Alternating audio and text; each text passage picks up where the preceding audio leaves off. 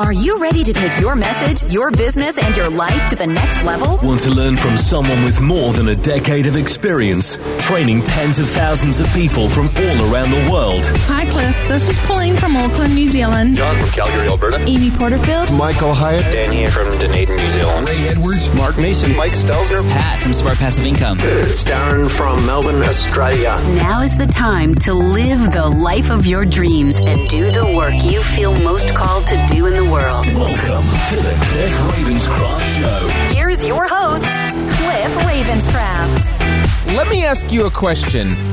Do you believe that it is possible for you to live the life of your dreams and to do the work that you feel most called to do in this world? Do you believe that that is possible? Well, I'm here today to tell you that whether you believe you can or believe you can't, you are absolutely right. That is a quote that is attributed often to Henry Ford. I have no reason to believe why that would not be an accurate statement. I've not heard anybody say anything to the contrary.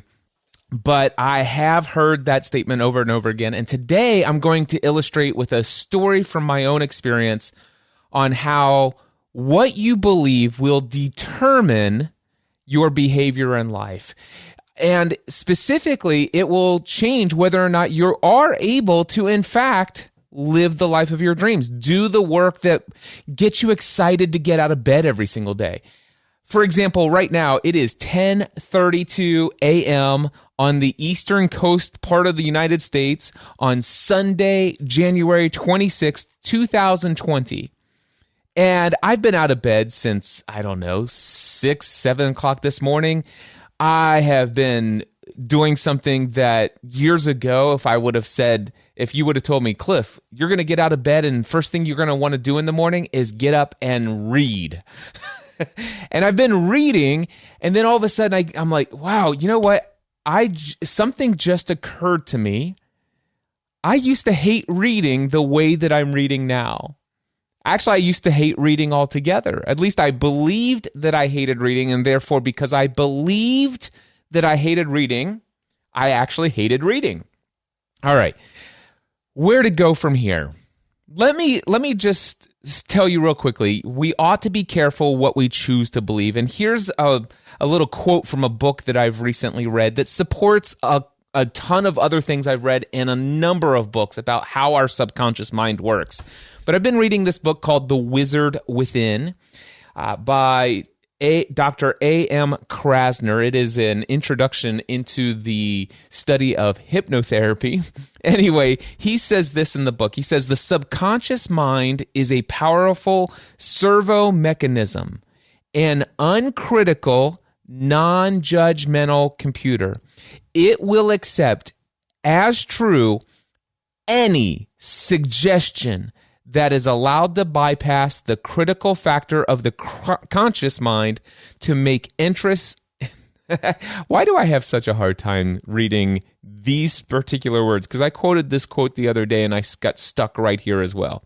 It accepts as true any suggestion that is allowed to bypass the critical factor of the the conscious mind to make entrance into. See, I'm making up words now. To make entrance to its system of memory bank. Easy for me to say as a professional communicator who has spent many thousands of hours communicating publicly. Wow. So what does this say? I love this. The subconscious mind, if you can get past the critical thinking mind and whether you've thought this thing out all the way, do I truly believe this? Do I have evidence to support or to refute this thing that I'm saying that I believe?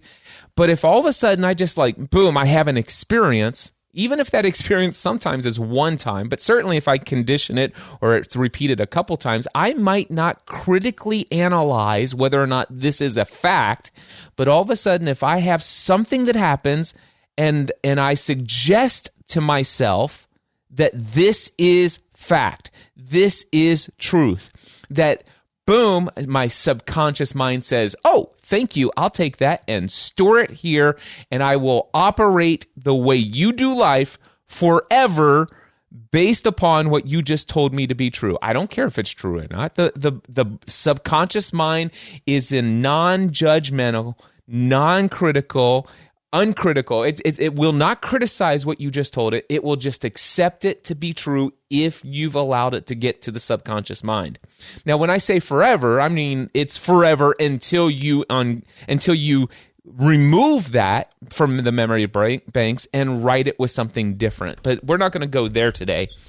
Actually, I think we will. We are going to go there today. So how can I demonstrate this with you rather than trying to tell you this in the technical terms and everything? I'm just going to give you an example of how, whether you believe you can or believe you can't, or whatever you believe to be true will be true for you. You will live your life and you will experience the results of that being true, whether it's actually true or not. Because if it's true for you, if you believe it's true, it is true for you. Here is the example. From the time that I was a kid, all the way through elementary school, high school, and even in college, I believed that I hated to read. I had a belief that reading was tedious, it was boring, it was challenging. I didn't read as fast as everyone else. I took tests. Matter of fact, I didn't do a lot of reading as a kid. I don't know that I wasn't encouraged to. I mean, I remember the little gold foiled leaf books or whatever, the little children's books and stuff like that. But even my earliest recollection of reading, I remember the 45 RPM records that you would put on your record player, and you would have one of those books that go along with the record, and it would ding. You put the needle on the record, and it would read the book to you. And at the end of a page, it would go bing, which tells you you should flip the page, and it would read this book to you. I had the Peter Pan, I Can Fly, I Can Fly. It was a Disney record. It was so cool. My earliest recollection of reading was having a record player read to me as I was reading. And I don't know that I ever picked up one of those loves for reading. And I knew stories, and still today I'm fascinated to hear the stories of friends of mine who, when they were kids, they devoured books nonstop. See, I devoured video content. I devoured computer resources. I devoured anything else other than reading, it seems. While some other people are out there reading The Lord of the Rings, these massive multi-volume novels of fictional stories and even nonfiction accounts in some cases, some friends of mine. But all I know is that I just don't remember being encouraged the importance of reading as a child. But I do know that the higher I got up in through my educational experience, reading was more and more required. I remember in elementary school, I would have a textbook, and I'm supposed to read chapters 3 and 4, and I'm supposed to study this and stuff like that. And we're going to test you on this. And then all of a sudden I would do a test, and I'd never really cared about grades until 9th grade. So I always had terrible grades, and it just wasn't that big of a deal to me in those early ages. I had other things on my mind when I was in elementary school, and I'm trying to stay on track. So I'm just going to say that I didn't have great grades. And so a lot of maybe early associations with the thought was, man, I must not be a great reader because I read that chapter, and it was one of those things where I would read it, but as I'm at the end of, I would finish a paragraph, and by the end of the paragraph, I've had 15, 20, 30 different thoughts go through my mind that had nothing to do with the paragraph that I was reading. So it's possible for me to actually be sitting there reading a paragraph on a book while having a completely separate thought, daydreaming about being outside with my friends, getting on a motorbike or a four-wheeler, going out running through the wind, the wind blowing on my face. I'd be thinking about a ton of other things other than what I'm reading. because I had, and now I can look back and it's like I just had zero interest in what they were forcing me to read. And so even though I was actually technically reading, I wasn't retaining. I had no desire to retain it, and my my test scores approved that. And so over time, I don't know, but I'm thinking maybe there might have been a suggestion that maybe a teacher may have told my parents that, I think your son has a developmental issue with reading. He's not able to comprehend what he's reading and stuff like that. I don't know if there were times that maybe it was suggested I had to a tutor.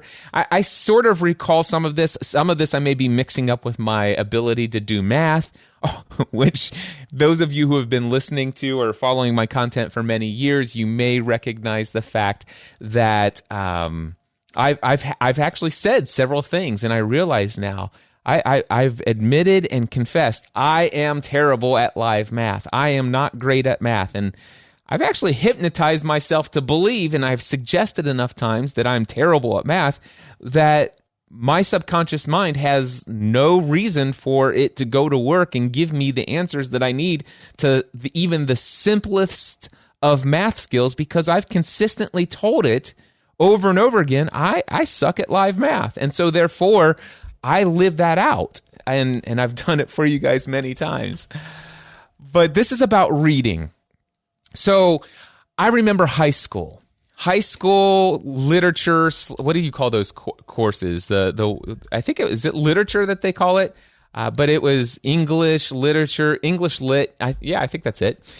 But I remember going through high school a couple different times. I had literature classes, and they would assign books like Les Miserables and what are those books? The one with the Oedipus complex and I can't even think of the names of the books. Of Mice and Men, all of these classic works of literature. The Death of a Mockingbird, I don't remember. I didn't read any of them. The cool thing is that back then, when I was in high school, they had these things called Cliff's Notes.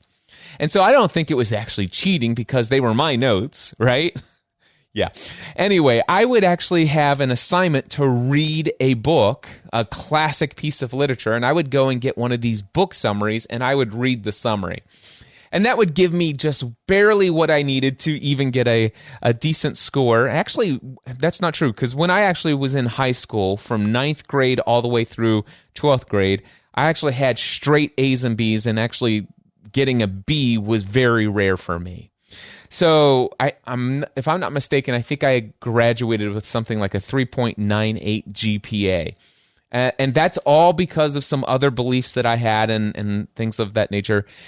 And I didn't hardly ever do any homework. And I can tell you this, in all of my time through high school, in all of the years that I had English classes or literature classes, out of all of the books they've ever assigned to me, I can tell you, through my high school career, there was not a single book that I read from the front cover to the back cover, or from the first word of chapter 1 until the final word of the last chapter in the book.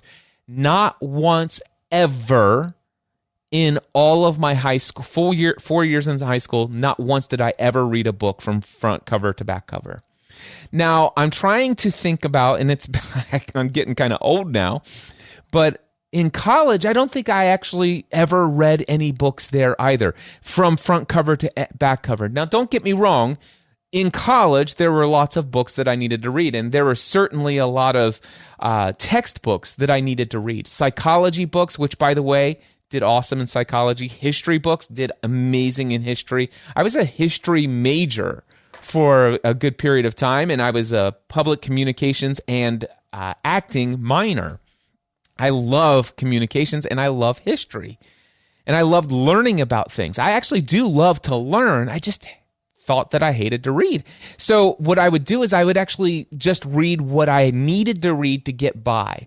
And thankfully, I always chose college professors who relied more heavily on their teaching through the lectures that they gave versus the chapters in books that they assigned. And I was able to discover very quickly that I'm going to do much better if I have a teacher up in front speaking to me what they want me to know. And also, very thankfully, being the tech guy that I am, this is a little side note about college for me. I remember in college, I had a laptop. This is, what is this? This is the mid-90s, early to mid-90s. I'm in college, and I'm literally the only kid in any class that brings a laptop to school. And the laptop is about, I'd say, 2 inches thick. And the battery lasts for about maybe an hour. And so in between, I'd have to either in between classes plug it in. Hopefully it'll charge up a little bit before my next class. Or I'd always sit in the back of the class so that I could actually plug into the wall. But I got approval from all of my professors, and I could type super fast. I'm an incredible typist.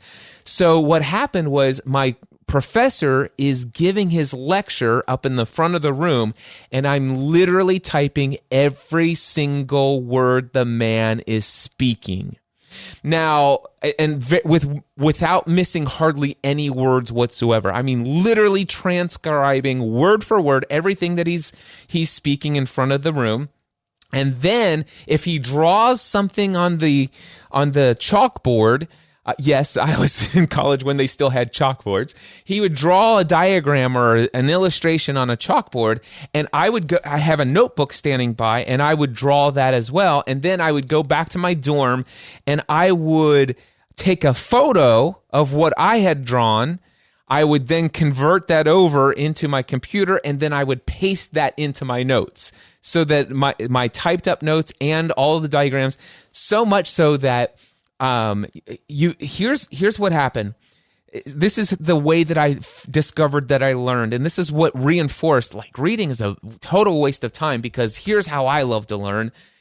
I would hear my professor oh, by the way, I just remembered, this just came to me. I had a micro cassette voice recorder. So a little voice tape recorder ran on microcassettes, and I would also use the recorder just in case I did miss a word. I do remember that now. The reason why I never missed a word is because I had a backup, and if I went to my dorm that night and I had like ... if I typed in ... and there's some spaces in there, it means I missed something he said, which means that I need to go back to the recording on the microcassette and play back that portion so that I can actually I literally had a direct transcript with no words missing by the time I was finished. But here's what happened. I would be hearing my professor speak, so I'm taking it in audibly. I am then using my fingers to type the words on the screen. I'm actually literally visually seeing the words typed in front of me. And then I would go back at night and I would go through and listen to that lecture again, make sure I didn't miss any of the words. I would fill in the blanks where I had left in the spots to fill in the blank. And then I wouldn't think about any of that stuff ever again. I would just go on to my next class, do the next thing. This is all I did, just over and over again. But what most students in college did was they would hear the professor and just listen. They might jot down a note or two in a notebook, but that's it. But then they would, when it came time to study for tests, they would rely on the textbooks. But the textbook was nowhere near what the professor taught in class. Now, don't get me wrong. He covered the basics of what was in the text, but he elaborated, and the test was mostly about elaborating. Now, thankfully, I also chose professors that didn't give me multiple choice options to where I had to choose the exact right answer out of 3 or 4 options. I chose professors that allowed me to do essay tests. So he would say, hey, explain why this was important. And then I could actually write in my own words why I felt that was important. When I say this phrase, how does that relate to this situation?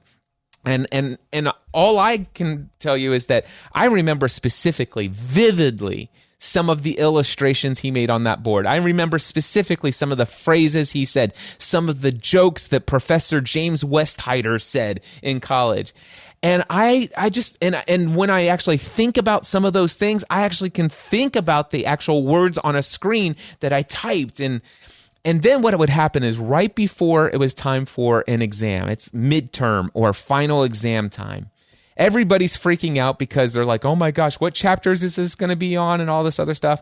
And what did I do? I took all of my notes, I went to the library, and I printed out a copy. And I just read my notes over again. Now, some of these notes I had not seen for months or many, many weeks.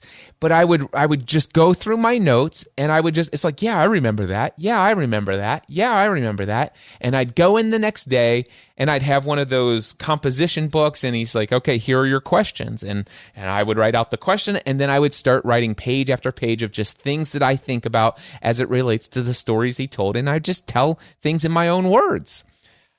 I was an A student in college. Never read a textbook. Never did. Never read a textbook. Literature classes, stuff like that. I still cheated when it came to reading book summaries, and by then there were usually some halfway decent movies that filled in some of the blanks. I don't know. I don't care. It just didn't matter. But I had straight A's in college, and I did it this way.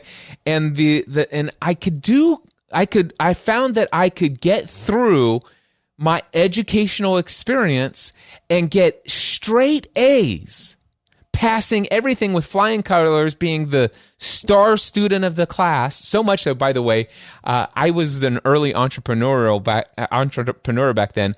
I sold printed copies of my notes to fellow classmates. And so it was so awesome, and it got so well known that Professor James Westheider, he started to promote the sale of my printed out notes to all the other versions of the same class that he taught throughout the different parts of the week. And so people I'd never heard of say, hey, are you Cliff Ravenscraft? Do you have any more copies of your notes for sale? Professor Westheider said that I could reach out to you. You might be interested in selling me a copy of your notes. I loved college. I loved that part of college. But the thing is, though, is I went through high school, never read a single book from front cover to end cover. There were only a couple classes where I would read within a textbook, but very few times did I ever read an entire thing. I would just go through and I'd like bits and pieces. What do I need to know out of this? What stands out here? What can I get by with? That's all I ever cared about. What do I have to know? Because I don't want to waste my time reading. Because I had this belief that I'm a terrible reader, that I'm not good at comprehension and recitation and beings. And that was all very much reinforced by standardized testing in high school, because there were different portions of this test, and some tests I got really high scores, but when it came to reading and then remembering and then reciting to you what I just read one time, I was terrible at that. My ACT scores, great in certain areas, reading about some 3 to 5 paragraphs and then having a bunch of questions about the things that I just read, it just didn't get retained. My mind tended to wander. All right, and I thought and was taught that that's a bad thing, because just because I read it one time just means that, and I didn't retain it, I'm a terrible reader. So throughout my educational career, specifically, even more importantly, through high school and then through college, I developed a firm belief: I hate to read. And I ask myself, why do I have that belief? Because I am a terrible reader. I'm a slow reader. I don't comprehend. I don't remember anything I read. It doesn't matter. I hate to read. And after college, you may be shocked to hear that I didn't read much after college. I didn't. And so, I go from one standard job to another after by the way, I didn't graduate college. I decided college wasn't for me. None of that matters. I'm going to stay on target here. That's a whole nother story. I'd be happy to tell you that stuff as part of other stories where it's more relevant to the thing. But I did about 2.5 years of college, before I decided I didn't know what I wanted to really do with my life. And rather than waste any more money, just kind of like Steve Jobs decided, it's like, listen, I'm just going to go out and do something else. I'll figure it out along my way. But I jumped from one standard job to another. Customer service here. I worked a bunch of employee hourly rate jobs and stuff like that. And then when I got married, I was still working in customer service, wasn't making tons of money. I wasn't advancing in anything beyond what would, be a decent pay. So, and of course, I wasn't learning. I wasn't doing a lot of personal growth in my life. Don't get me wrong. I was doing a lot of spiritual growth in my life because back then I had a very real belief that my calling in life was to do ministry work. And so eventually I did start, I got hired to come in and work in my mom and dad's insurance agency. You guys know that story. And I got hired there because of my computer expertise, which I discovered computers and learned how to computers. I learned how to do code. I learned how to code BASIC back in the 80s. I learned how to do HTML back in the early to mid 90s. I learned about how to do bulletin board systems. All this other stuff. Never once did I read a book on any of those topics. Still have not to this day. But I taught myself all of this stuff. And then all of a sudden now I have I move into what's now a professional career. Now, I'm working in a family-run insurance agency. I've done all the computer stuff, but now all of a sudden there's an opportunity to get my insurance license. And I can remember the first professional books that I ever studied from front cover to back cover were the books that were required to prepare you for your property and casualty and your life and health insurance license. So there were 2 books that I read in my professional career as an insurance agent. I read the entire pictorial exam preparation course material book for property casualty insurance and for life and health insurance licenses for the state of Kentucky to pass those exams. And let me tell you, this is deep material. This is extremely technical material. And these aren't written books like a standard written book. It was literally exam preparation. It taught you this stuff, and it was hardcore. And I probably had hundreds and hundreds of hours. But I probably only spent hundreds and hundreds of hours because I had this belief that I'm terrible and I'm horrible at this stuff. And even though I went hardcore into this, when it came time to go get my insurance license, I passed both of those exams. I passed my property and casualty exam. I passed my life and health exam, but I did not get straight A's. I did not get 100% on those tests, but I got enough that was required to get my license, and then I was all hunky-dory. And I still really retain a ton of that information today just because of the repetition that I forced myself to go through. But as I was going through it, I hated every moment of it. And it was a chore, and I hated it because I believed how terrible I was at reading. So, not a whole lot of reading there. And I can tell you that I went back to college once I finally truly found out what I wanted to do with my life, or at least my belief at the time of what that looked like. You see, when I got married, a couple months after I got married, I had this belief. I want to devote the rest of my life to full-time ministry. I believe that I'm supposed to devote the rest of my life to being a pastor. And I shared that with some folks at my church, my pastor, church board. They questioned me They interviewed me and they said, okay, yeah, we definitely sense this calling. And I was in the Nazarene church at the time. They said, we think you should pursue the route of becoming an elder in the Nazarene church. This is what that path looks like. It requires that you do get, you either have to do this for so many years or you have to go through these courses and get a degree. And so I signed up for distance learning. I actually went back to college, but at night. I'm working at the insurance agency during the day. I am a husband and a brand new father at night.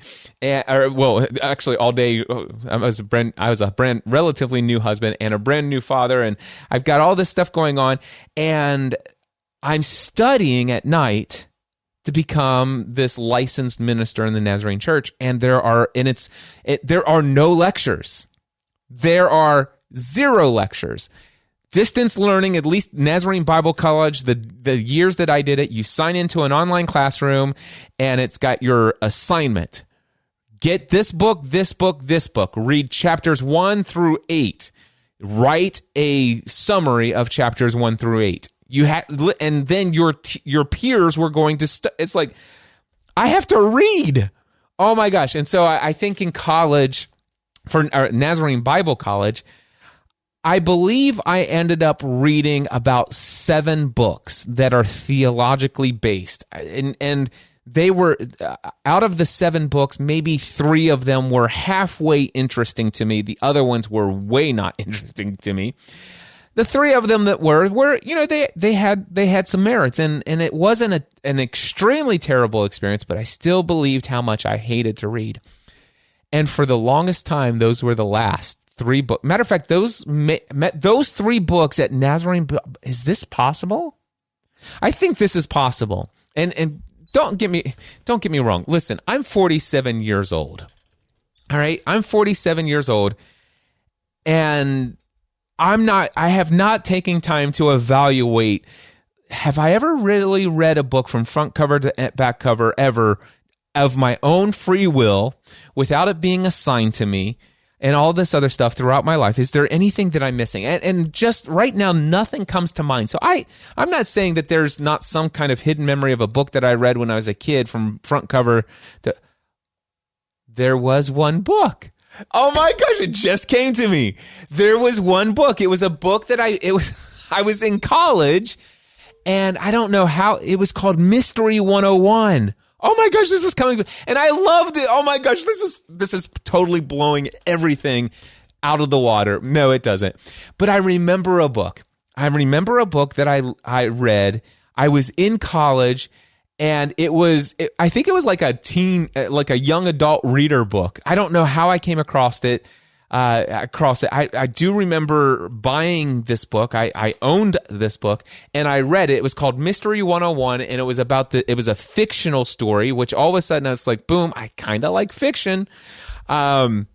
It was this fictional story about a college campus, and there was this hidden underworld underneath the stacks, which of course is what they call the library. And in this world, it's so stupid for me to even think about now, and it feels weird to admit it. But there was this entire leprechaun community underneath the library, and it's so silly. But I found myself enjoying this book, and I'm like, and now that I think about it, that's really the only book that I ever read of my own free will back then, throughout all of this experience, where I read a physical book, loved every single moment of it, and hated when it was over.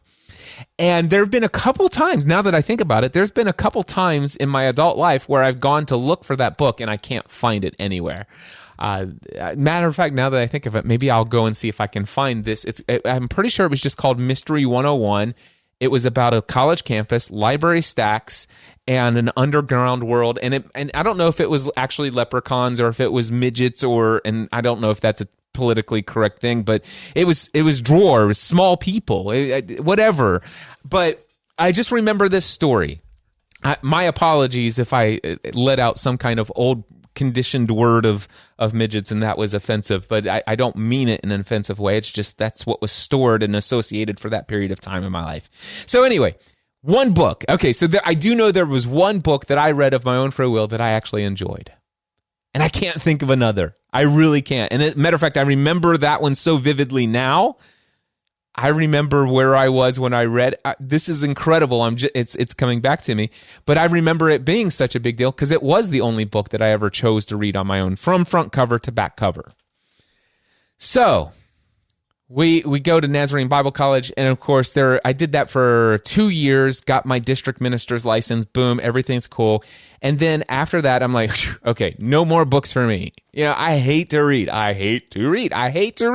Over and over again, I hate to read. And so I'm actually, I've got my license for for selling insurance. I don't need to do any more studying there. And here's what I will tell you is that I can tell you that there are some real issues with believing that you hate to read. Because I look at my life and I can see where there wasn't a ton of amazing personal growth that came from the inspiration of either fictional works of literature or nonfiction works of written books. Thankfully, though, I loved documentaries, I loved movies, I loved television shows, I loved I loved a lot of other stuff. I used to listen to talk radio a ton. Can you tell I loved to, I'm audio visual learner. I'm an audio visual learner. That's who I am. I do know that about me. I love the tactics of taking notes. If I'm taking notes or I'm writing something down and I'm hearing and I'm seeing, everything's fine. But man, I had this belief. I hate to read. I'm not good at reading. I'm a slow reader. I don't comprehend what I read. And I kept telling myself, and I believed that. And as a result of that, the only kind of personal growth I had over the years was the various other experiences I had in life. When there's all these great books that could have been there for me. Now, here's what I will say. I have a little outline that I created for myself. I wrote down here next that I want to share with you is I remember when I read my very first ebook. My very first ebook. So I've always been a technology guy. I always loved new tools, new gadgets, new anything technology. And so I had the iPhone, and I don't remember what year the iPhone came out right now. But then all of a sudden they had the App Store, and one of the earliest versions of apps was a Kindle reader.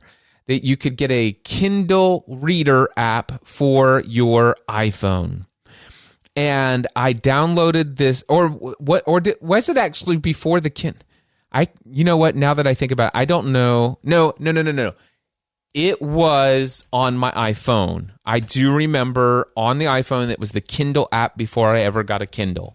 So what happened, because I wouldn't have bought a Kindle knowing that I hate to read, right? So I had my phone, I downloaded the Kindle app, and I looked at, well, did you guys know that you can go into, if you've had the same Amazon account ever since you first signed up for Amazon, which I do, I went into Amazon today in preparation for this content, and I made the decision that I'm going to do some research about, what kind of stuff have I been influenced by when it comes to reading. And by the way, my subsequent love of reading. Because I will tell you today, I can say wholeheartedly, I love to read. In fact, not only that, I can tell you I am an incredibly awesome reader. I don't read the same way other people read. I may not be a speed reader yet. I haven't decided to become a speed reader, but I love to read, and I'm going to tell you how that all changed for me. But you can go into Amazon, and you can go into orders, and then you can click a tab that says digital orders, and then it has all the different years that you've placed. And I went back, and I see that there was an order all the way back to 2009. It was March 5th, 2009, the very first book I ever purchased on the Kindle app on my iPhone was The 4-Hour Workweek by Tim Ferriss. The 4-Hour Workweek ebook on my phone, and it was a very small, short book, just a few words on the screen, and it was flipping, and it was in my pocket. I didn't have to carry around this physical book.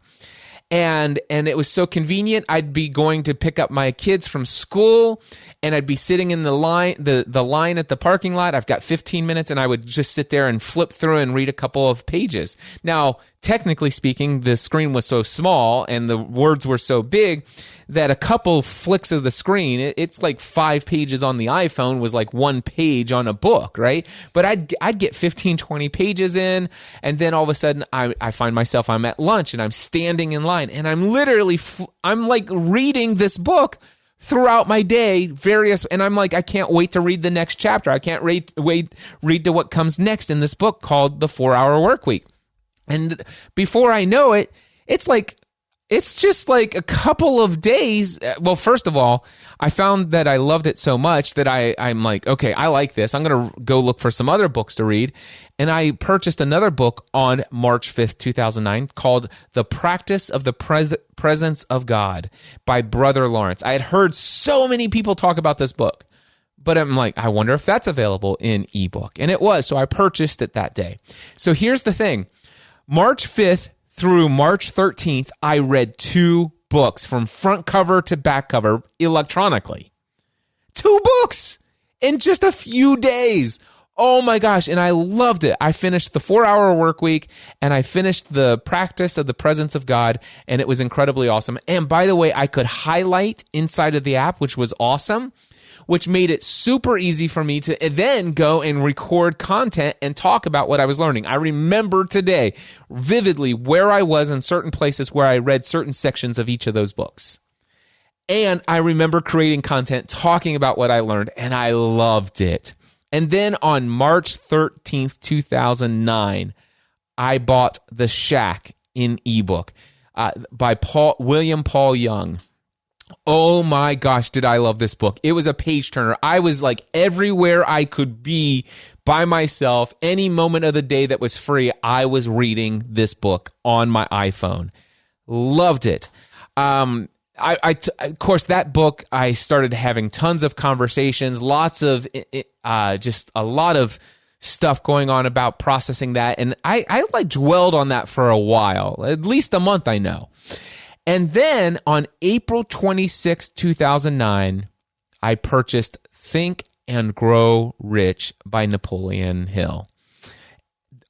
That was April 26, 2000.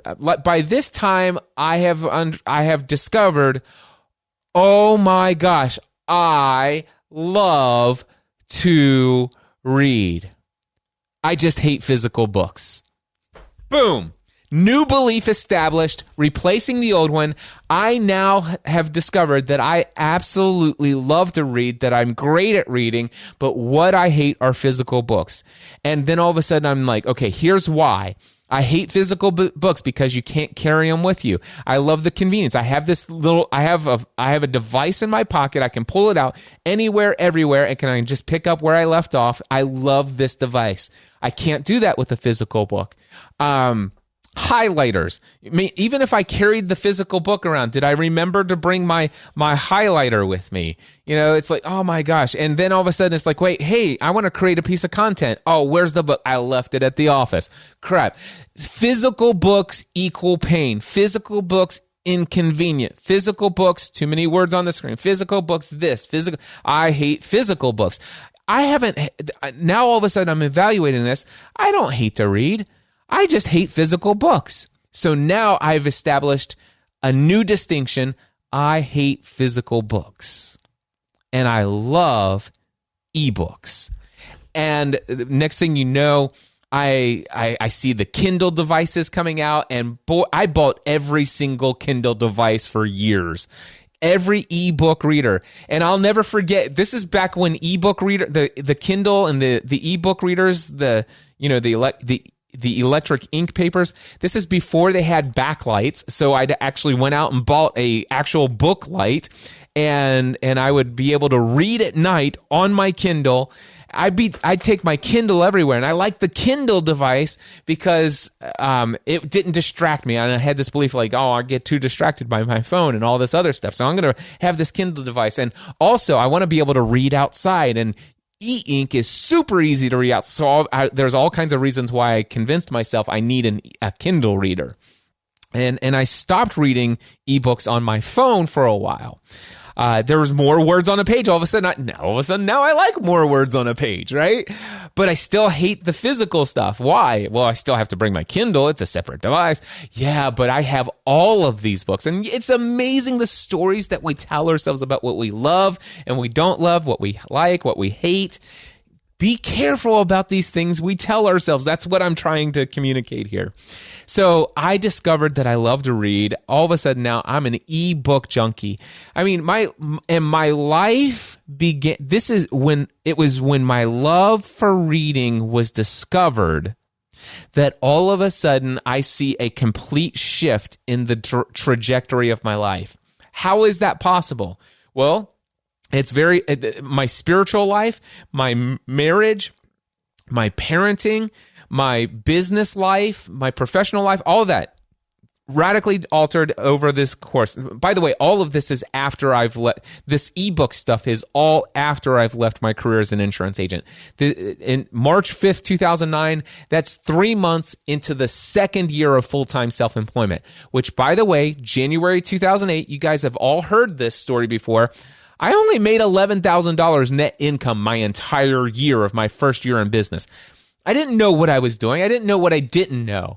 And I knew back in 2008, I hate to read. And then the first 3 months of the first year, I still hate to read until I discovered that I don't hate to read in March of 2009. And it's not surprising that everything that changed for me started to change significantly from March 2009 to October 2010. There's a very real period of time there that I think is very important for me to point out. It's because that's the time from March 2009 through October 2010 is where I experienced massive personal growth and overwhelmingly exponentially more awesome contribution to my audience that listens to the content that I was creating. But most of that personal growth happened on my own. Me teaching myself. It wasn't in relationship with a lot of incredibly other awesome people. It was a lot of my own just devoting myself. I looked at my Amazon ebooks that I purchased. Like I said, The 4-Hour Workweek, The Practice of the Presence of God, The Shack, Think and Grow Rich. Then Rework by Jason Fried, Love and War, Finding the Marriage You've Always Dreamed of by John and Stacey Eldridge. The Epic of Eden, a Christian entry into the Old Testament. Terrible book, by the way, but I was so in love with reading. I'm like, I want to read something more faith-based. I asked a friend of mine. He suggested that book, read it from front cover to end cover, hated it, whole book, terrible. All right. But I still loved reading. The Twilight Saga collection I purchased, but never read in ebook form. I'll get to that in just a moment. I remember this one. The Autobiography of George Mueller, Muller. Actually, it's George Miller, but it's spelled Muller. The Next Christians, 7 Ways You Can Live the Gospel and Restore the World. I remember reading that. I don't remember if I liked it or didn't like it, but I'm sure it had some impact on, and it's probably still having impact on me today. I just don't recall. I didn't even remember that book, but until I saw that I had purchased it, I was like, oh yeah, I remember that being another recommendation.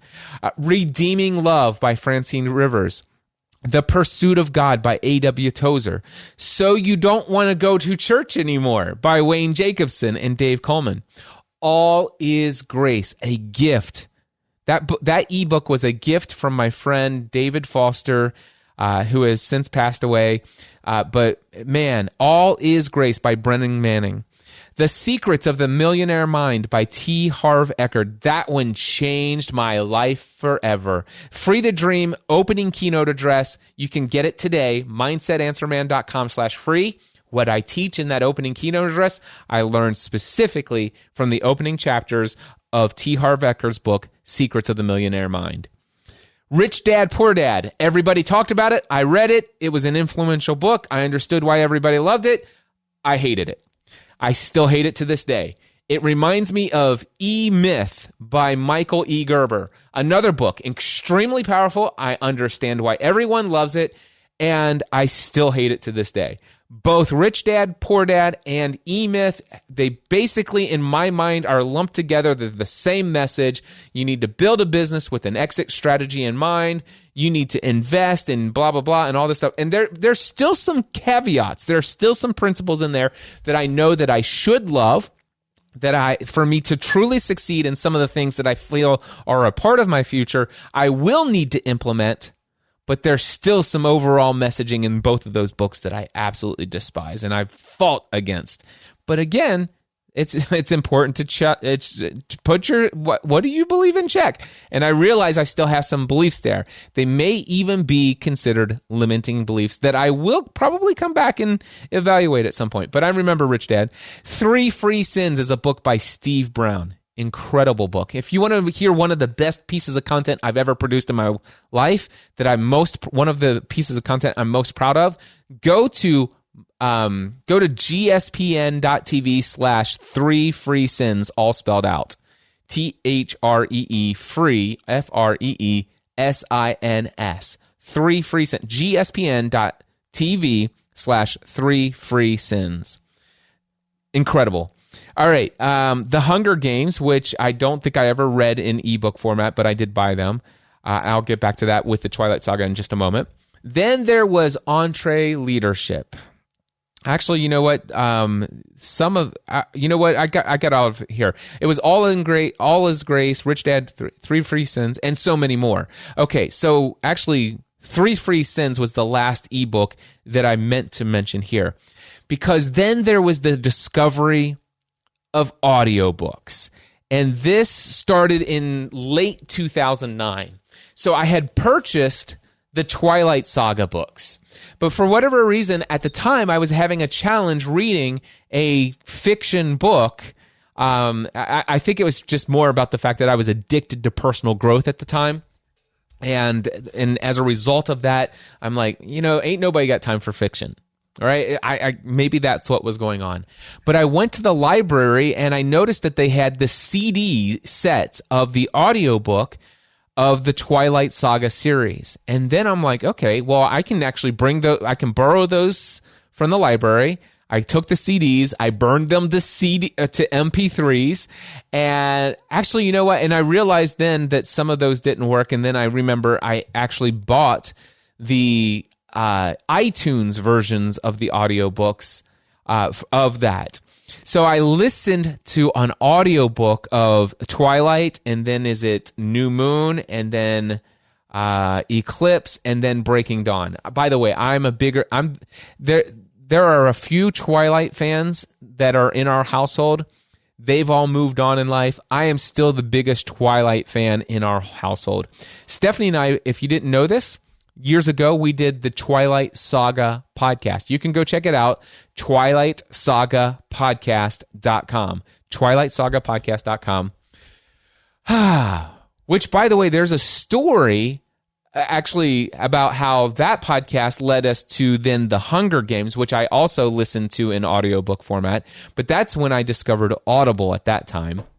And it was the fiction audiobooks where we created fiction audio podcasts. We had, by the way, the Hunger Games podcast. You can find that. Guess where? Yeah. It's actually not it's hungergamespodcast.com. Go to hungergamespodcast.com. You can listen to all of our episodes about the Hunger Games.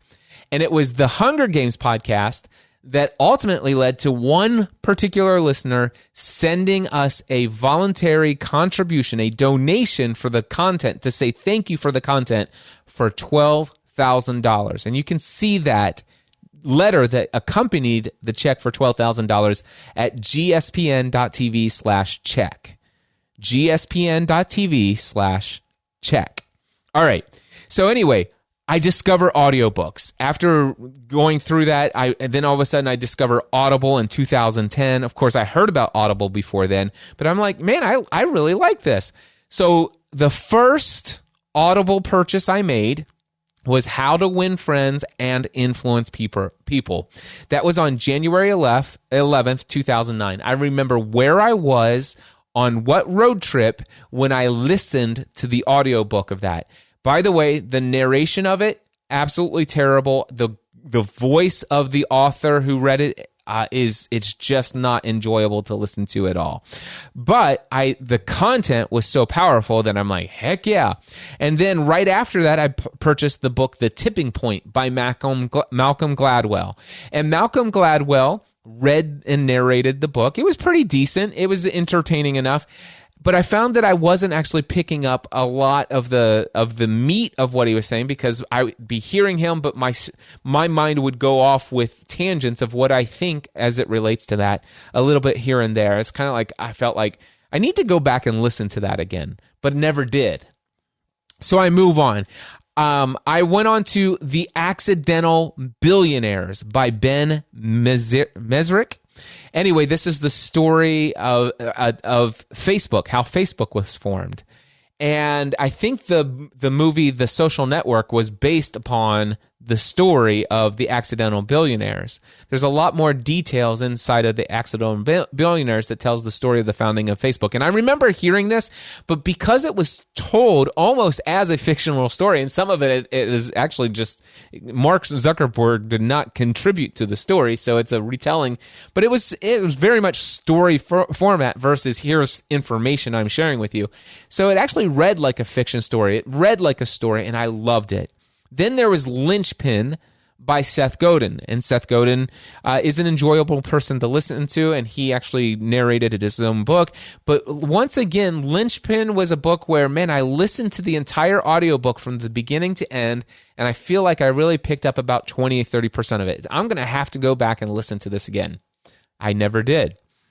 Then The Hunger Games. Of course, that's when I'm like, okay, it's like all of a sudden I'm starting to see that, man, fiction books, I'm retaining about 100% of everything that I listen to in fiction or storytelling mode as I'm listening to an audiobook. This isn't anything where I feel like I need to remember details, remember insights, and all of this stuff so that I can go and teach it later in life, because for me, I'm a growth and contribution kind of guy. So what happened was, after I finished The Hunger Games, then I purchased EntreLeadership, which was a very popular book back in the time. It was November 2011 by Dave Ramsey. And I listened to the entire book of EntreLeadership. And from beginning to end, I probably paused a couple times here and there, different activities, but I listened to the entire audiobook. There were three things, actually no, there are two things that I remember teaching other people, two or three things. One of them was the quadrant of how you prioritize things. There's the unimportant and non-urgent. There's the important and not urgent, and there's the urgent and important and blah, blah, blah. The four quadrants of how you categorize your to-do list. I don't think that was new to Dave Ramsey, but it was the first time I heard of it. And I remember that being that's the only thing I can teach you from Dave Ramsey's book, EntreLeadership. I did go and buy the ebook, but I never got around to reading the ebook. I remember thinking, I need to go through. There is so much powerful information in EntreLeadership. I never went back and did it. I have no excuse as to why I never did. I just never did. But I do remember after listening to that book, there were so many insights firing at me, so many different things that I wanted to recall. Oh, I have to remember this. Oh, I have to remember that. But man, the thing would fire off a thought, an inspiration. I'm all thinking about how that applies to all the things I might do in the future. I'm actually evaluating what Dave Ramsey just said in EntreLeadership. I'm now trying to refocus and reevaluate past experiences, looking at them through a brand new filter. And the next thing you know, it's about 25 minutes later, and Dave's still been talking, and I've missed it. And I'm like back, trying to get back to where I was when that inspired. And then I'm like, okay, now I can listen again. And it was such a frustrating experience that once I finished with it, I recall that I created an episode of Pursuing a Balanced Life titled, I will never listen to a nonfiction audiobook ever again. I will never listen to I hate nonfiction audio books. From this point forward, I will only listen to audiobooks that are fiction. I will only read nonfiction, professional, personal growth books in ebook form. New distinction. I hate nonfiction audiobooks. And that was in November 2011. And guess what? I never read never listened to another nonfiction audiobook from November 2011 until January 26th, 2020. Actually, until January 2020. Oh my gosh. Actually, that's not true. There have been a couple. I've hated them until now. So what happened during this period of time is that my belief about audiobooks and nonfiction relegated me to only having this in ebook format. And for a while, I guess I kind of got, I moved away from the Kindles, and I would, every time I got I remember the first time I got one, I think it was the iPhone 6 Plus was the first large, big, huge Plus phone. And I remember when I got that, I was back to reading ebooks again. But I was reading nonfiction. Because the screen was so big, it was kind of like a little ebook reader in my pocket. And then I got the iPad minis and stuff like that. And so, but over time, when the technology wasn't appealing to me, I fell out of reading this. And I was, most of my personal growth was through podcasts or through videos on YouTube, documentaries, and all this other stuff. But I wasn't getting as much personal growth time through written book content, even in the form of audio, because I was actually spending a lot of my time listening to fiction audio. I love fiction audio. Man, the stories I've listened to in fiction. And I find a ton of value in fiction audio, tons of value in the fiction. But I hated physical books until January of this year. Now, the thing is I actually have wait a second, that's not... I've hated audiobooks until 2015. In 2015, I actually, and I'm not going to be able to edit. I could edit this. I don't want to edit any of this. But here's what it is. I hated audio nonfiction from 2011 through 2015. I said it was through 2020, but it wasn't. It was 2015. Here's what changed for audiobooks for me. It was the audio versions of Creating Lasting Change and Personal Power 2. It was those Tony Robbins audio programs, because those are very much nonfiction. They're very much personal growth, and I started to listen to those, and because I was so ingrained in them. And what happened is I finally discovered a new distinction for listening to nonfiction audio, and I had to employ this with Tony Robbins. With Tony Robbins, the very first time I listened to the 10-day audio program of Creating Lasting Change, it was, I would listen to day one, and I'm like, okay, I had the same problem with EntreLeadership. I'm listening to Tony talk. He said something, boom, my imagination's off in a far-off land. Now, I was listening to this audio program while on a 35-mile bike ride on my bike down Route 8, down by the river.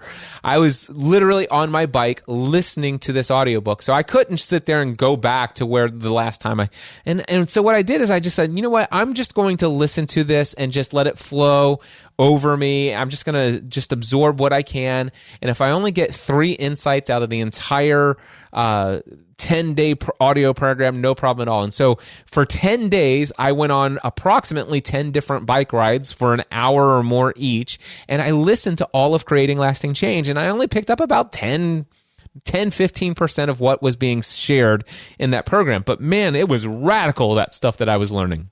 And then I came inside and I listened to it a second time I probably was at the gym. And the second time I'm picking up, and it's like, man, I can swear I've never heard Tony say those things before. It's because I didn't pick up, my mind's still going off in different tangents. It's like, oh, okay, I remember that. I went down that tangent. And so I make it another sentence or two in. Tony shares a new insight that, boom, gets me off a different thing. This is why I've gone through Creating Lasting Change, Personal Power 2, the audio version of Unleash the Power Within, like more than 30 different times now. And I can listen to it the 31st time. And it's a 10-day program. I've heard it 30 times before. I've listened to it from the beginning to the end. But there are still things that I will hear this 31st time that I swear I did not consciously hear the first 30 times I went through this program.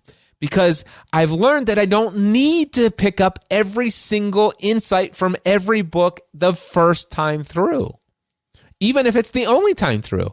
Would it be valuable for me to just have one life transformational insight and allow that to radically change the direct trajectory of my life? If so, cool. If I never go back and read EntreLeadership again, is that fine? Well, I've done pretty well with my life since. I still may go back and read it again. Who knows? But I don't have to do what I do in ebook format, which is to read 3 paragraphs, highlight all 3 paragraphs, transcribe all 3 paragraphs into my notes, and then actually bullet point the insights that I'm thinking as I'm doing it, which I tend to do because that's who I am. Remember what I told you about how I did college? I'd hear the lecture, transcribe the lecture, make sure I didn't miss anything from the transcription of the lecture, and write my notes, bring in my illustrations, and do things. That's how I internalize it, and then I want to go and tell other people about it. But I had to discover that I don't have to do that with audiobooks. I can just listen to them over and over again if they're good enough to do that. And if they're not, then so be it. Is there anything that I listened to and so far into this book? I'm 4 or 5 chapters in. And this is a nonfiction book. Have I been prompted to go down a thought process that helps me think and shift how I see the future? How does it help me reevaluate and see past experiences through a new filter and see things that have happened in my past from a new perspective and help me reestablish different beliefs about what life is going on, about how life is? If so, then cool. That's all I need. And if I get a couple chapters into a nonfiction audiobook by Carol Dweck titled Mindset, and it's like the fifth chapter of this book seems to be rehashing the same thing I heard. It's like, well, I got the insight. If she's not going to say anything new and I'm 5 chapters in, I'm done with this. And I just dropped it and moved on. Do I know about the difference between a growth mindset and a fixed mindset? And do I know how that applies to kids and adults alike? Yeah, absolutely. I'm totally fine with going and finding a 5 to 10 minute or 12-minute book summary of Mindset by Carol Dweck and seeing, oh, yep, I came away with all of that. Okay, moving on with life. And then all of a sudden I realized, wait a second, I like audio content. So now I love to read. And I've actually gotten to the place as of 2015, from 2015, I have discovered that I love to read. And it doesn't matter if I'm reading in ebook, Kindle format, or any kind of ebook format, or if I'm listening in audio format from 2015 through today, I love to read. But I still hate physical books. That's the thing that from 2015 until January 2020, I still have had this belief that I hate physical books. I used to be, I hate to read. I hate to read. I hate to read. I hate to read. I'm a terrible reader. Until 2009, I discover I love to read. I just hate physical books. And here's all the reasons why I hate physical books. Physical books just don't work for me. And then all of a sudden I discover audiobooks, and I kind of like audiobooks until one day, for whatever reason, I decide that, oh my gosh, I am not able to take notes and absorb every single freaking insight that can possibly be sucked dry out of this book in audio form. And so all of a sudden I make that decision in November 2011.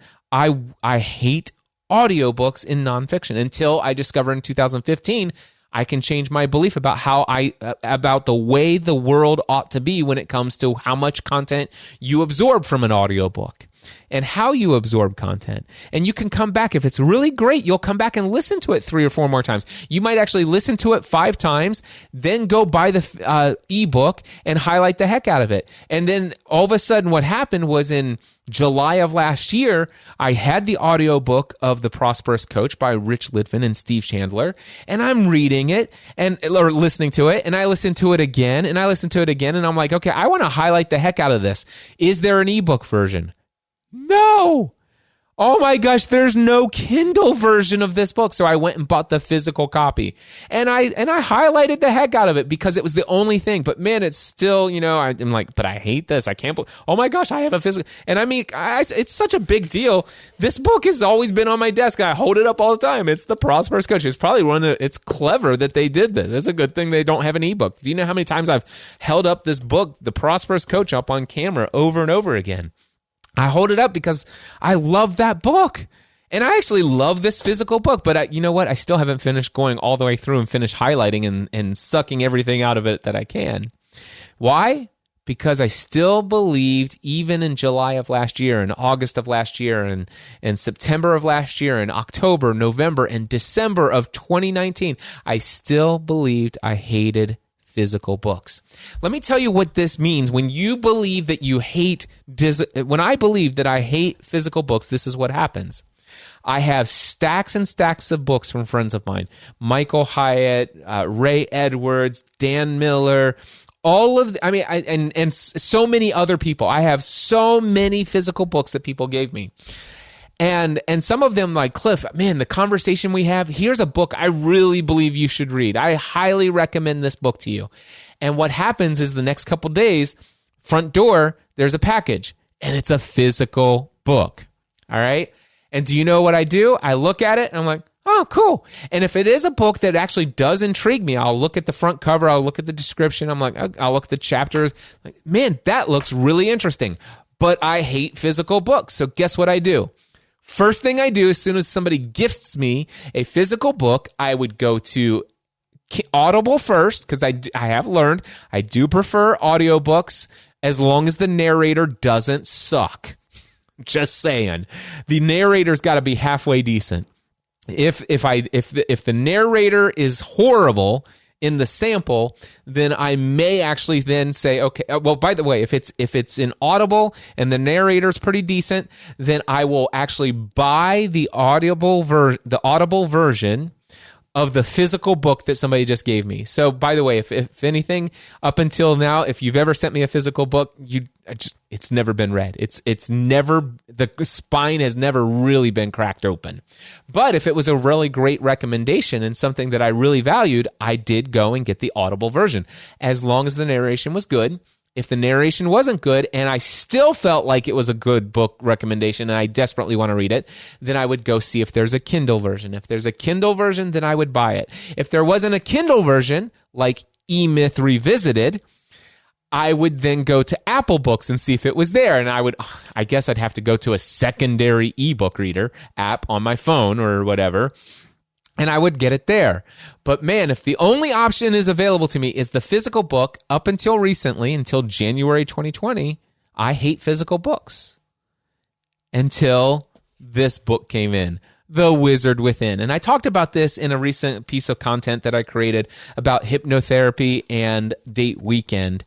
And this was a gift from a friend of mine. His name is Tim Shore. And I'm really into mindset, subconscious mind, all of this stuff. The number of books that I have read about how our human behavior, why we do what we do, how much of it is intentional, how much of it is habitual, how much of it is willpower, how our subconscious mind works is a very big thing for me. So much about the subconscious, or the what we're doing with the unconscious mind or the subconscious mind. I am intrigued by this, like, to no end. And I've also been recently more and more open to the idea of studying the world of hypnotherapy. You know, how therapists are able to achieve great feats of reprogramming people's neuroassociations through hypnotism. And so I met a guy recently. His name is Tim Shore, and he and I had a wonderful interview on his podcast and his show, and loved our conversation. I had, in research before I did an interview with him, I wanted to research who I was talking to and what his brand is, who his community is. And I learned that he's a hypnotist, and he has this podcast called How to Be Mesmerizing and all this other stuff. And I started, after our interview, I asked him some questions about hypnosis and stuff like that. And he actually immediately dispelled a couple myths that I had been believing about hypnotism and stuff like that. And I said, listen, it seems to me like you've not only studied this yourself, but you used to teach hypnotism and all this stuff. If I were a novice at this, but I was looking to get into the study of hypnotherapy, what's the first book, the one book you would recommend that I start with? He goes, I got a great book for you. I'll let you know. I can't remember the name of it. So I was thinking I was going to wait until I got an email from him with the recommendation. I was going to immediately go and find it on Audible. And if not on Audible, then on Kindle, right? Well, a couple days later, I get this in the mail. This, and by the way, I'm holding up a physical book, The Wizard Within by Dr. A.M. Krasner. And it teaches you the Krasner method of clinical hypnotherapy. And I'm like, awesome. I'm so thrilled to receive this book. And I immediately go to see if there's an Audible version of it. There's not. I immediately go to see if there is an ebook version of it. There's not. I go into my Libby app that I have through the library system that has ebooks and audiobooks, and it's not there. I don't think that I actually looked into Apple Books, but I now that I think of it, I should probably check it out. But here's what I will tell you is leverage. This is how it works. I desperately want to read this book. For me, not reading this book equals massive, immediate, unbearable pain. And reading this book leads to immediate, massive and immediate pleasure. This is how we get ourselves to do things that we thought we once hated. This is how you can take a class 2 behavior. By the way, for me, reading a physical book had always been a class 2 behavior. What is a class 2 behavior? A class 2 behavior, reading this book, it's good for me, it's good for others, and it serves the greater good. The only thing is, though, is I don't like to do it. I hate doing it, maybe. All right, so a class 2 behavior, number 1, it's good for you. Number 2, it's good for others. Number 3, it serves the greater good. But number 4, you hate doing it or you don't like it. That's a class 2 behavior. A class 1 behavior is just like a class 2 behavior. It's still good for you.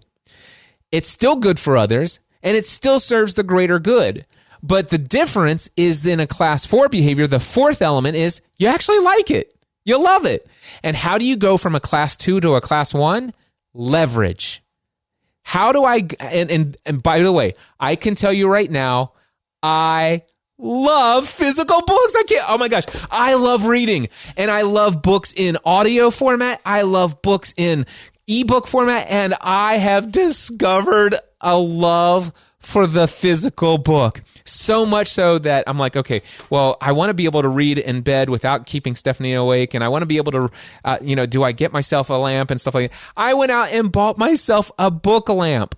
By the way, I did some researching, and I want you guys to go find this. If you are a physical book reader and there's some books that you need a little, one of those little lights that clip on in the back of your, I used to have the ones that were battery powered and stuff like that. This is, it's made by Vekkia, Vekkia. Don't worry, I'm going to give you a link for this. But this has a little rechargeable battery inside of it. You just plug, it comes with a micro USB to charge it up. Supposedly, I think lasts at least 10 hours on one charge at the highest setting, if I'm not mistaken. I don't know. You can read the description on there. But it clips onto the back of the book. Oh, by the way, they have all kinds of different book lights. I do hate the what they call daylight lamps. Those are the ones it's called cool light. It's kind of more of a white light. I like a kind of an amberish brown, dark, warm light. And so I'm like, listen, I got to find the right lamp. I want one that I'm not have to put batteries in all the time. So I found this little clip-on book light. It clips onto the back cover of the book. And it's got this little this arm that's adjustable, and you can put it in all kinds of different things. It's just awesome. And there are it's a warm light. It's LED, and you can make it soft and soft brightness, or a kind of a very low brightness, and then the medium brightness, and then there's dude, I'm lighting up the whole bedroom with this nice warm light. And it's awesome. I love this book light to go with my physical books that I now love. This book light, mindsetanswerman.com/booklight. I can't recommend this physical book light highly enough. mindsetanswerman.com/booklight, all one word. Yeah. So now I'm sitting here I'm taking this book with me everywhere, and I'm reading it, and I'm taking my highlighters with me. And because I love the contents of this book, And because it's speaking, it's answering a desire for information, a desire for an area of growth, something that it's piquing a curiosity. And it was available in no other format than this physical book. And I'm loving this physical book. And I now have a new neuro association. I love physical books. So here I went through most of my life, most of my early half of my life, all the way up until 2009. All the way till 2000, from 1973 to 2009, I hate reading. I don't care what, I hate green eggs and hams. I will not eat them, Sam I am.